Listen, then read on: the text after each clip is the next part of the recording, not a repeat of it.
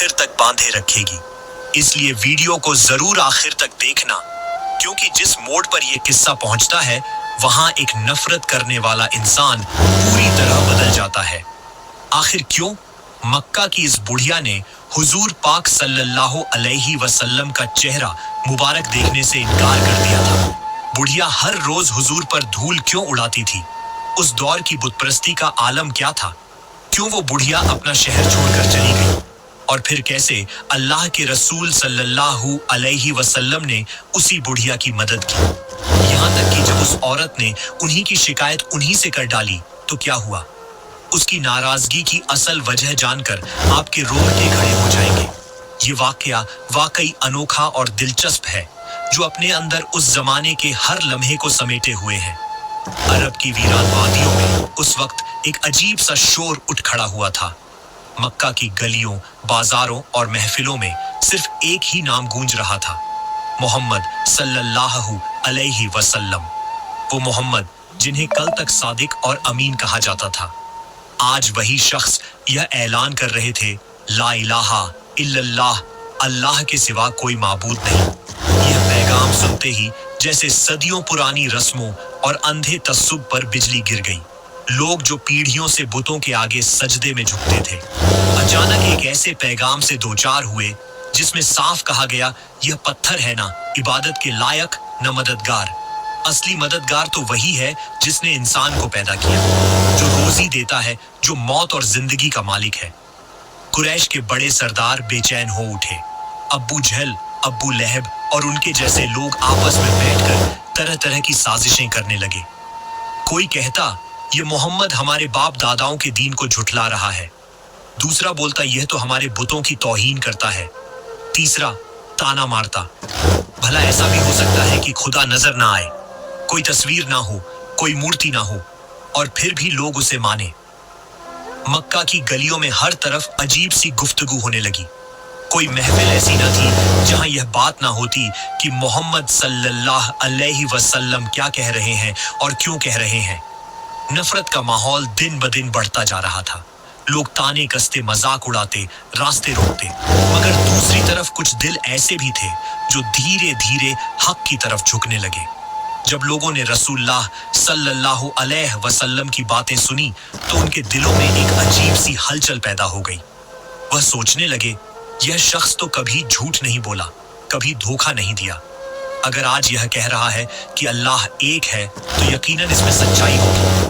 इसीलिए औरतों में सबसे पहले उम्मुल मोमिनीन हजरत खदीजा रज़ियल्लाहु ताला अन्हा ईमान लाई। मर्दों में सबसे पहले हजरत अब्बू बकर सिद्दीका रज़ियल्लाहु ताला अन्हु, बच्चों में हजरत अली रज़ियल्लाहु ताला अन्हु और गुलामों में सबसे पहले हजरत ज़ैद बिन हारिसा रज़ियल्लाहु ताला अन्हु ईमान लाए। यह शुरुआत छोटी थी, लेकिन इसमें सच्चाई की रोशनी थी। उधर मक्का के सरदारों की नफरत और सख्ती दिन ब दिन बढ़ रही थी।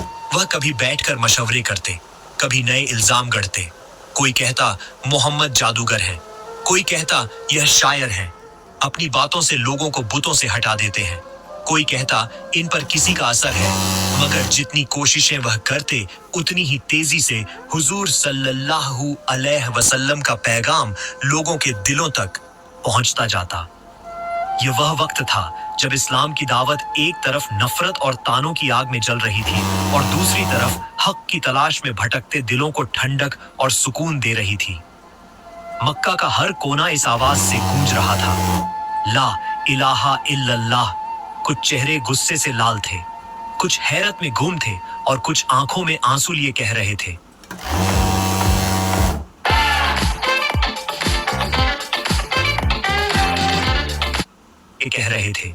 यही तो सच्चा दीन है। लेकिन जितनी कोशिशें वह करते उतनी ही तेजी से हुजूर सल्लल्लाहु अलैहि वसल्लम का पैगाम लोगों के दिलों तक पहुंचता जाता। उस दौर का मंजर बड़ा दर्दनाक था। मक्का की औरतें अपने दिल की तन्हाई और मुश्किलों का इलाज इन बुतों के आगे तलाश करती। कोई लात के सामने हाथ फैलाकर कहती, ऐ लात मुझे बेटा दे दे, मेरे शौहर को बेटियां पसंद नहीं। कोई मनात के पांव पकड़कर रो पड़ती, मैं तुझे रोज खजूर पेश करूंगी, बस मेरे घर की तंगी दूर कर दे।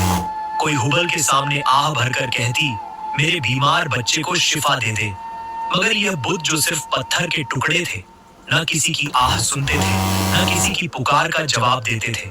उनकी आंखें थीं मगर देखती नहीं थी, कान थे मगर सुनते नहीं थे, हाथ थे मगर किसी की मदद नहीं करते थे।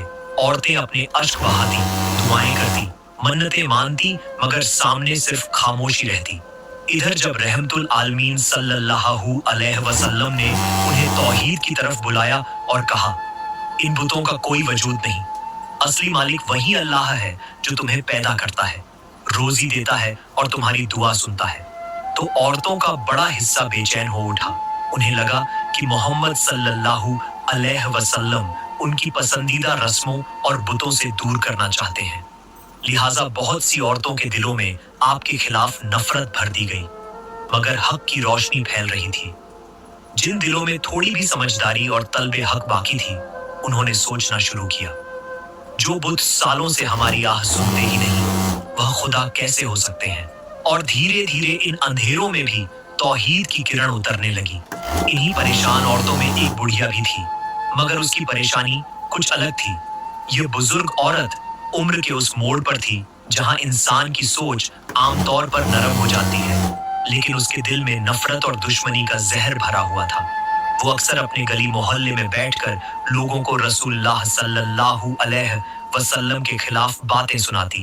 वो बुढ़िया अक्सर लोगों से कहती, मोहम्मद से दूर रहना यह जादूगर है, यह शायर है, यह अपने लफ्जों से लोगों को बहका देता है। उसकी जुबान पर नफरत का जहर ऐसा काबिज हो चुका था कि दिन रात रसूलुल्लाह सल्लल्लाहु अलैहि वसल्लम के खिलाफ गलत बातें फैलाती रहती। उसके लिए सबसे बड़ी कामयाबी यही थी कि लोगों को इस नए दीन से दूर रखे। उसकी हालत यह थी कि जब भी कोई मुसलमान उसके पास से गुजरता तो वह ताना कसती, गालियां देती और कई दफा तो अपने घर का कूड़ा भी उनके रास्ते में डाल देती। ये सब उसकी रोजमर्रा की आदत बन चुका था। मगर ताज्जुब की बात यह थी कि नबी करीम सल्लल्लाहु अलैहि वसल्लम ने कभी भी उसकी बातों का जवाब बुराई से नहीं दिया। जब वह गाली देती तो आप